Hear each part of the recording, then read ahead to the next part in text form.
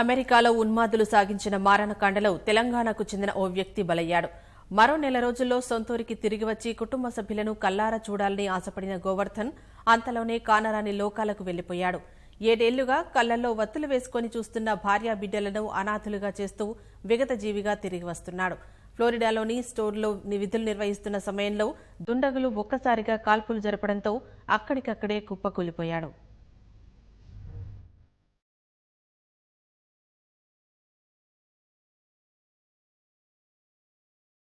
యాదాద్రి భువనగిరి జిల్లా ఆత్మకూరు మండలం రహీంఖాన్పేట గ్రామానికి చెందిన గోవర్ధన్ రెడ్డి 7 ఏళ్ల క్రితం ఉద్యోగ నిమిత్తం అమెరికాకు వెళ్లాడు. అతనికి భార్య శోభారాణి, 2 కూతుర్లు ఉన్నారు. వారంతా హైదరాబాద్లోని ఉప్పల్లో నివాసముంటున్నారు. గోవర్ధన్ రెడ్డి ఫ్లోరిడాలోని పెన్సకోలాలోని ఓ స్టోర్లో కౌంటర్ మేనేజర్గా ఉద్యోగం చేస్తున్నాడు. రోజులాగే బుధవారం విధులు నిర్వహిస్తుండగా రాత్రి 8:30 గంటలకు దుండగులు లోపలికి చొరబడి అతనిపై కాల్పులకు తెగబడ్డారు. ఘటనా స్థలంలో గోవర్ధన్ మృత్యువాత పడ్డాడు.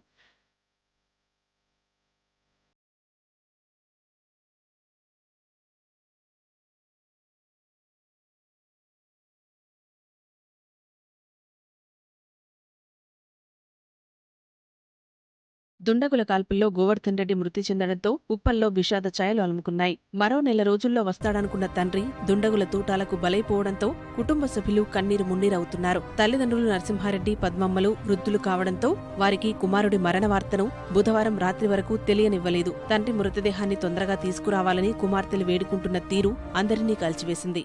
మా డాడీ నేను వస్తాను నెక్స్ట్ మంత్ అని చెప్పారు. మా డాడీ వాళ్ళ ఫ్రెండ్స్ ద్వారా తెలిసి ప్రభుత్వానికి మా డాడీని తొందరగా పంపిమని కోరుకుంటున్నాను. మా డాడీని నేను చిన్న ఉన్నప్పుడు చూసిన 3 years వీడియో కాల్స్లో చాలాసార్లు చూసాను. నెల రోజుల్లో వస్తున్నానని చెప్పిన గోవర్ధన్ ఇక లేడని తెలిసి అతని స్నేహితులు కన్నీటి పర్యంతమవుతున్నారు. గోవర్ధన్ కుటుంబ సభ్యులను ఆదుకోవాలని ప్రభుత్వానికి విజ్ఞప్తి చేస్తున్నారు. పొద్దున 8:30 ప్రాంతంలో ఆయన హత్యకు గురైనట్టు తెలిసింది. దురదృష్టకరమైన విషయం ఏంటంటే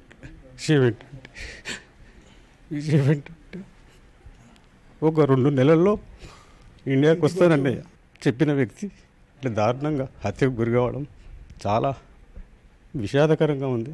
చిన్నపిల్లలు, అమ్మాయిలు వాళ్ళ భవిష్యత్తు కోసం కష్టపడి అమెరికాకి వెళ్ళి ఉన్నత విద్య చదివిద్దామన్న ఉద్దేశంతో వెళ్ళాడు. ఈ మధ్యనే ఇట్లా జరగడం చాలా విషాదకరం. చాలా క్లోజ్ ఫ్రెండ్స్ మేము.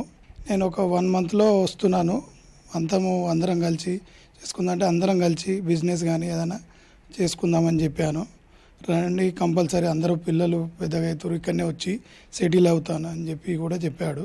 అంటే రాన్న నీకన్నా ఎవరు ఉన్నారు, మనమే కదా అంతా చేసుకుందాము రండి అని చెప్పి నేను కంపల్సరీ హామీ ఇచ్చాను. కానీ ఇంత దుర్వార్త అంత అని మాకు అనుకోలేదు. ఇప్పుడు ప్రాథమికంగా మాకు ఎవరికి ఇన్ఫర్మేషన్ ఇవ్వాలి, ఏమి ఇవ్వాలనేది మాకు తెలియదు. అసలు మా మనిషి పోయిండన్న బాధలో మేము బాధపడుతున్నాం ఫస్ట్ ఇనీషియల్గా. సరే ఇప్పుడు మీడియా వాళ్ళకి చెప్తే ఏమన్నా మాకు ఈ సానుకూల ఇది స్పందిస్తారు. మేము కోరుకునేది ఏంటంటే ప్రభుత్వాన్ని దయచేసి ఆర్థికంగా ఆ కుటుంబానికి ఏదైనా చేస్తే మాకందరికీ సంతృప్తి. ఎవరు కాల్పులు జరిపారో తెలుసుకునేందుకు అమెరికా పోలీసులు దర్యాప్తు ముమ్మరం చేశారు.